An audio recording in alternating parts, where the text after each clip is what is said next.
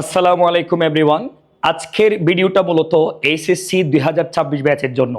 তোমরা নিশ্চয়ই অবগত আছো, আজকে ঢাবি কর্তৃপক্ষ 2026 এবং 2027 সেশনের পরীক্ষা কখন হবে এবং কখন আবেদন করতে হবে সেটা সার্কুলার দিয়েছে।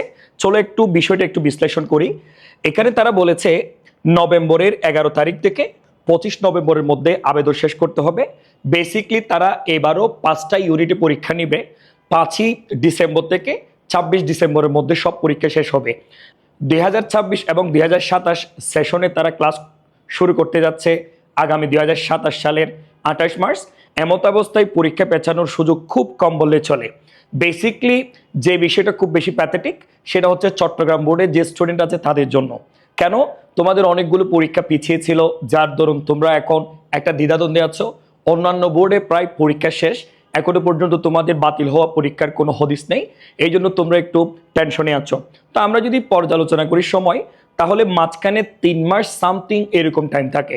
তুমি যদি এটা প্রপারলি ইউটিলাইজ করো তাহলে স্বপ্নে ঢাকা বিশ্ববিদ্যালয়ে তোমার সিটটা তোমার জন্য বরাদ্দ থাকবে। তো এই মুহূর্তে চট্টগ্রাম বোর্ডের জন্য যে সাজেশন আমার পক্ষ থেকে থাকবে, এইচএসসি বাতিল হওয়া পরীক্ষাগুলোর প্রিপারেশন ভালো করে নাও। পরবর্তীতে দেখা যাবে অ্যাডমিশন টেস্টের বিষয়টা।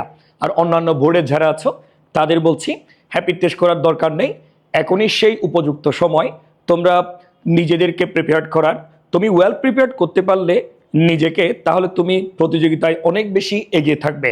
সো আমাদের শাহিনস ইংলিশ ইউটিউব চ্যানেলে আমাদের নিয়মিত ভিডিও আপলোড হতে থাকবে। সো দেখা হবে বিজয়ে। আসসালামু আলাইকুম।